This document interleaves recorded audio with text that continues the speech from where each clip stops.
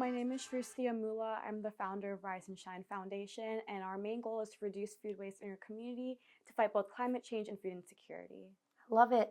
Now tell me a little bit about what you guys do, who's on the team, who Mhm. helps you, and what you are trying to change in the schools and with the environment and everything.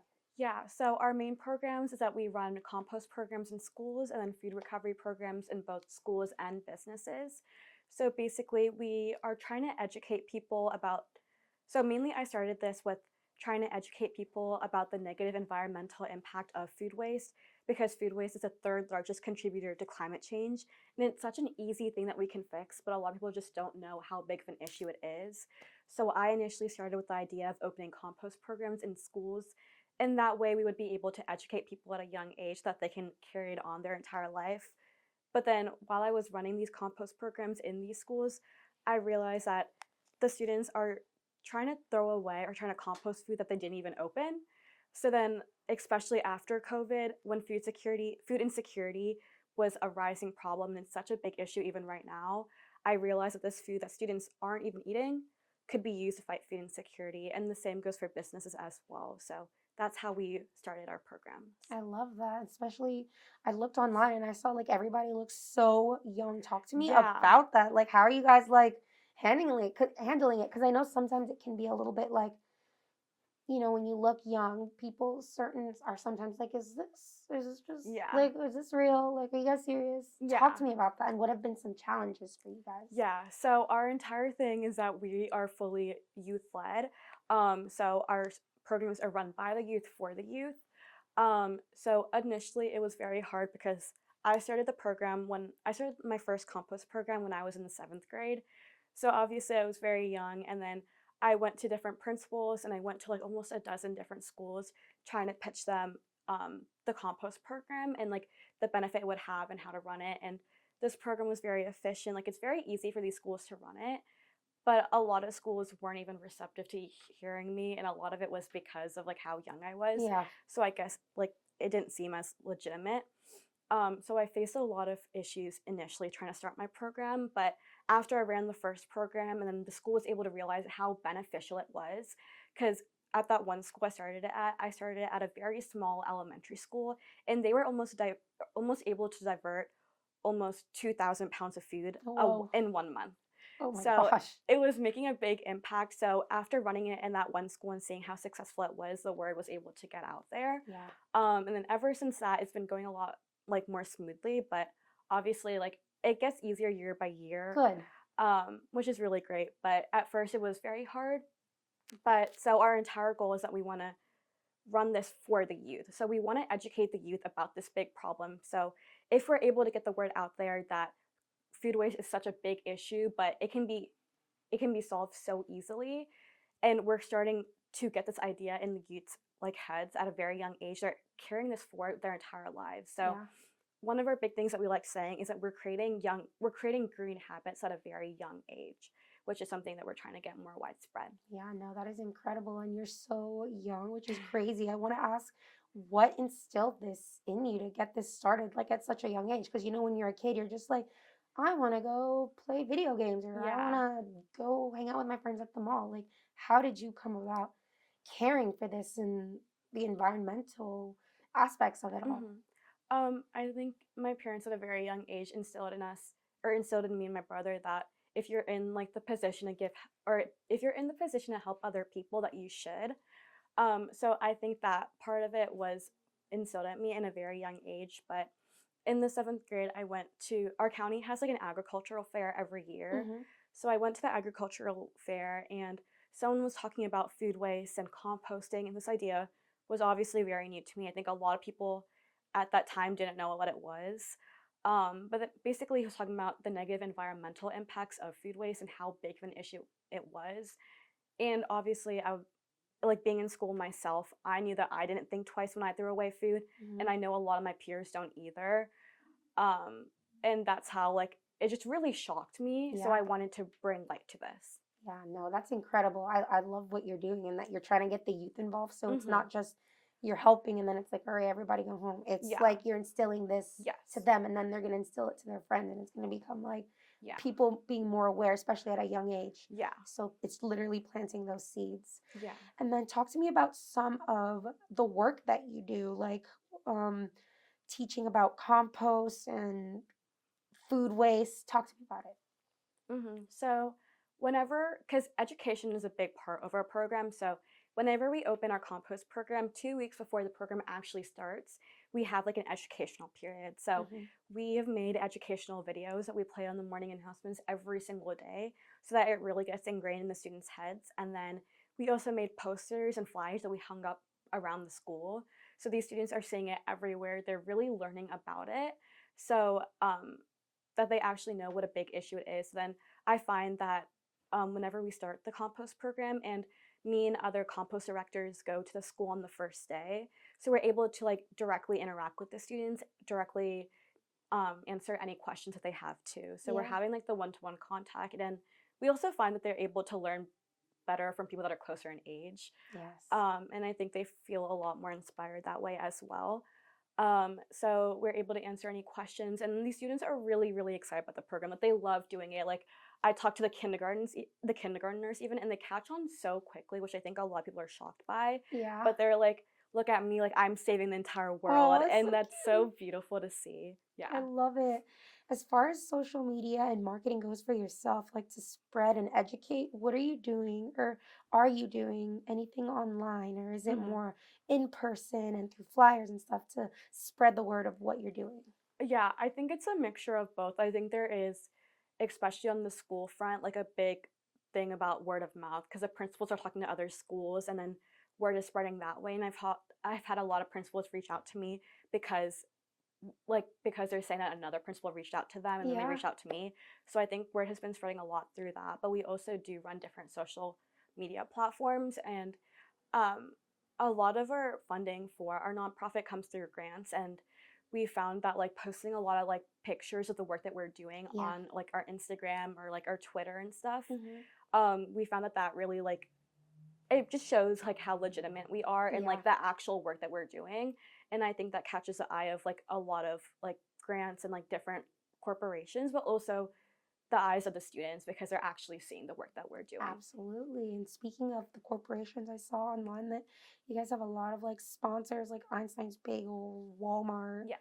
all kinds of stuff. Talk to me about that and why that's so important and how you were even able to accomplish that with big Yeah. names like that. Yeah, so kind of a similar pattern of what I was talking about in school is that they're throwing away food that's not even eaten.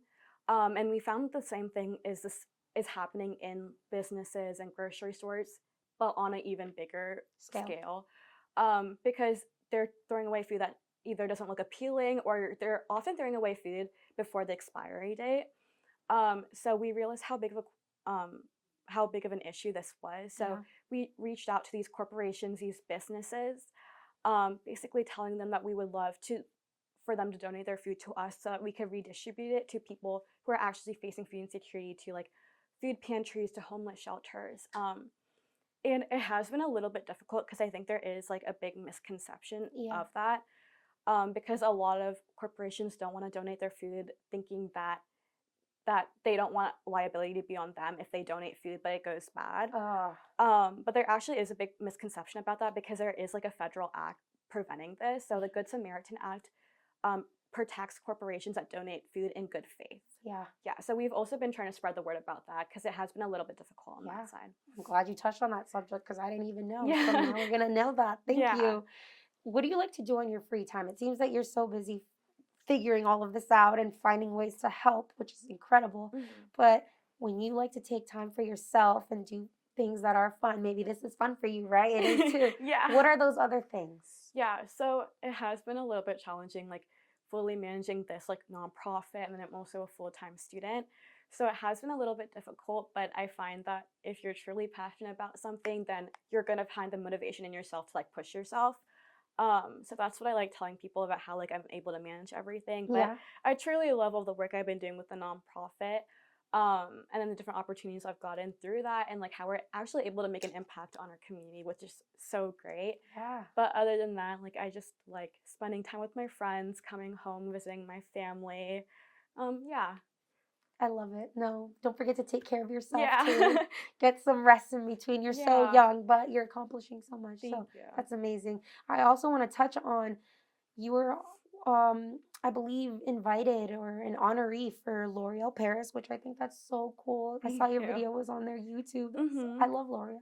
I love. It was such a great like experience. It was amazing. Yeah, what was that like? Did you get to go to the award ceremony and everything? Yeah. What was that like? How did you feel? Hello. I think that was like one of like that was like the first like huge thing that like I've been a part of, and that really shocked me, and it was such a great experience. I was honored like along 10 other extraordinary women. And we were like their 10 like women of worth, and we like at first like a couple months before like the actual awards, we all like got to meet each other, and it was so incredible because we're all trying to fix such diverse different issues. And I think obviously I've been working so much in like food insecurity and like climate change, and it was so great to hear like different ideas. Yeah. And I think that was also very mind opening because I got to learn about a lot of issues I didn't even know were a thing. And I loved doing that. And then we were flown out to Los Angeles where like the award ceremony was hosted. That's so Yeah, cool. it was incredible. And then they treat us so well. Like there's a lot of pampering, and like it was so great. And then we got to meet a lot of other like amazing people. Like the one that I remember the most is like Camila Cabello, and we got to see her, and like she gave me a hug, and it was just incredible to like meet all these different Right? people. And then we were able to like give a speech and like to like a crowd full of like celebrities and like influencers, and then Yeah. all of our loved ones. It was a really great I'm experience. I loved sure. I'm it. sure you'll never forget it. No, So yeah. cool. And did they reach out to you? Were they just like, we see what you're doing. Come over here. We love you. Um, for the L'Oreal, Yeah. we had to apply to it. Okay, no, Yeah. but that's cool. The fact that they chose you. Like, I'm sure Yeah. how many people It was apply? a lot, yeah. Exactly. It was So, great. congratulations on the Thank work that you're you. doing. I love Thank you. it. Is there anything that perhaps I have not touched on that you want to share, whether it's about yourself, your industry, anything at all? You have the floor. Yeah, I think something I want to touch on is like our political aspect of the work that we're doing. So, a lot of what we realized throughout the years of work we've been doing is how important it is to have policy passed, especially if you want to make your work systemically implemented. So, we've been working with our county legislator or state legislators, and we were able to get SB 124 passed and funded. So, basically, what this bill is doing is it gives $1.25 million to schools in Maryland who want to open compost programs, which is so incredible. Wow. Yeah, it took a lot of years of like hard work and But you pushing. did it. Yeah. And then with that, we ran a postcard campaign, and we basically sent postcards out to a lot of different schools and students in different organizations throughout Maryland, and we were able to get the support of over 17,000 students and Girl. parents. It was incredible. I did this along with like other organizations, but the amount of like the amount of community we were able to build around this sentiment was incredible. And I think this really showed me how much people were willing to back our work and this idea and our program. So this is something I want to get more spread nationally and even worldwide, Yeah. hopefully soon. And then apart from that, our food recovery programs that we run in schools. We were also able to get in partnership with our county school system, and now we're able to get it implemented in every 211 schools in our county, which Wow. is super exciting. And now it's mandated to run, which I think is very incredible because every student deserves to have access to food. Yes. It's so important, but I think it's something that isn't being addressed enough, especially after COVID. But yeah, I'm really glad that we were able to get that pushed through, and hopefully I'm looking to expanding nationally now. Yeah. I love that. Good for you, girl, man. There's so many things and you're able to do it. So I'm proud. Like Thank it's like you. another brown girl to another brown girl. This is Yeah. amazing. I love Thank it. you. And now my final question. Hmm. Do you have a quote, a saying, or even a mantra that has inspired you in any way? Maybe someone told you, maybe you read it in a book. What is that message that you would like to leave our audience with? Yeah. So something that has really stuck with me is something that my mentor has told me. He told us to not just be an activist, but be a solutionist. And I think it's really important because obviously activism is incredibly important. It's super important, but apart from that, you need to take it a step further and actually take action Hmm. on the things that you're passionate about. Like, obviously, bringing awareness to it, talking about it is so important, but you actually need to see these solutions because I think a lot of the times we're like waiting for other people to take or to make the solutions for us. Yeah. So that's something I've really taken to heart and is like behind every single program and everything we were able to accomplish so far. Yeah, that was incredible. Thank you so much for being on the podcast. We really appreciate you making time to be here. Of And course. I wish you all the good luck and all the best for getting our world and the youth to be inspired to help. Thank you so much. Thank you for having me. Absolutely.